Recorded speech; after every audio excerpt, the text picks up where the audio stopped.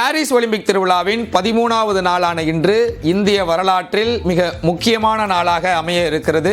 தங்க மகன் நீரஜ் சோப்ரா தங்க பதக்கத்திற்கான போட்டியில் இன்றைய தினம் ஈட்டி எறிய காத்திருக்கிறார். இவருடைய போட்டி நள்ளிரவு 11:55 மணிக்கு நடைபெற இருக்கிறது. டோக்கியோ ஒலிம்பிக் தொடரில் 87.58 மீட்டர் தூரம் ஈட்டி எறிந்து தங்கப்பதக்கம் வென்று ஒரு வரலாற்று சாதனையை நிகழ்த்தியிருந்தார். அதே போல பாரிஸ் ஒலிம்பிக் தொடரின் தகுதி சுற்று போட்டியில் 89.34 மீட்டர் தூரம் ஈட்டி எறிந்து முதல் சுற்றிலேயே இறுதிப் போட்டிக்கு தகுதி பெற்று மேலும் ஒரு வரலாற்று சாதனையை நிகழ்த்தியிருந்தார். தற்பொழுது 90 மீட்டர் தூரம் ஈட்டி எறிந்து தங்க பதக்கத்தை கைப்பற்ற தயாராக இருக்கிறார். சோகத்தில் இருக்கக்கூடிய இந்திய ரசிகர்களுடைய அந்த கண்ணீரை இன்றைய நாள் நீரஜ் சோப்ரா துடைக்க காத்திருக்கிறார்.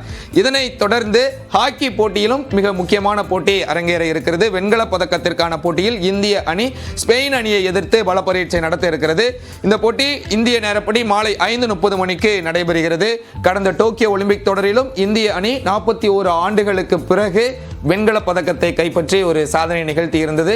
அந்த சாதனையை தொடர்வதற்காக இம்முறையும் வெண்கல பதக்கத்திற்கான போட்டியில் ஸ்பெயின் அணியை எதிர்த்து பல பரீட்சை நடத்துகிறது. கடந்த ஆண்டு ஜெர்மனியை எதிர்த்து பல பரீட்சை நடத்தியது. இம்முறை ஸ்பெயின் அணி எதிர்த்து பல பரீட்சை நடத்துகிறது.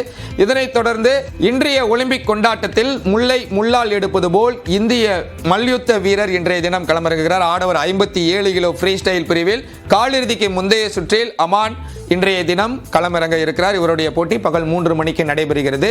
இதே எடை பிரிவில் மகளிர் பிரிவிலும் இந்திய வீராங்கனை அஞ்சு களமிறங்குகிறார். இவருடைய போட்டியும் 3 மணிக்கு நடைபெறுகிறது.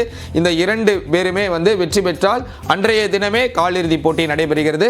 காலிறுதியிலும் வெற்றியை வசப்படுத்தினால் அரையிறுதி போட்டி, அரையிறுதியில் வென்று நாளைய தினம் இறுதி போட்டியில் பங்கேற்க காத்திருக்கின்றனர். எனவே இன்றைய தினமும் இந்த இருவருமே 3 போட்டிகளில் விளையாட இருக்கின்றன.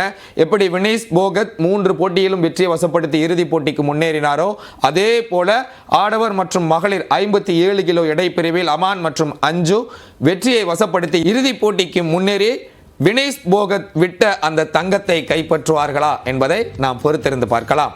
120 கோடி ரசிகர்களின் சோகத்தை கண்ணீரை துடைத்து தங்க மகன் நீரஜ் சோப்ரா அடுத்தடுத்து 2 ஒலிம்பிக் தொடர்களில் தங்கத்தை கைப்பற்றுவாரா? கடந்த ஒலிம்பிக் தொடரை போலவே இம்முறையும் வெண்கலத்தை ருசிக்குமா ஆடவர் ஹாக்கி அணி? முள்ளால் நமது மல்யுத்த வீரர்கள் எடுப்பார்களா? இந்திய வீரர்களின் செயல்பாடுகள் என்ன? தொடர்ந்து இணைந்திருங்கள் நியூஸ் 18 தமிழ்நாடோடு.